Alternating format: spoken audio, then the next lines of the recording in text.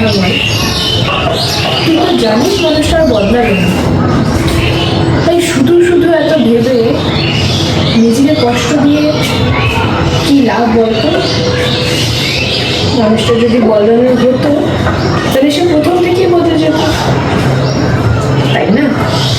দেখি শেষবারের মতো চেষ্টা করি, যদি বদলায় মানুষটা। ও, শেষবারের মতো চেষ্টা করতে চাস, তাই তো? তবে আমার কি মনে হয় বলতো, এই শেষবার আর শেষ হবে না। এই শেষবার চেষ্টা করতে গিয়ে একদিন দেখবি তুই নিজেই শেষ হয়ে যাচ্ছিস।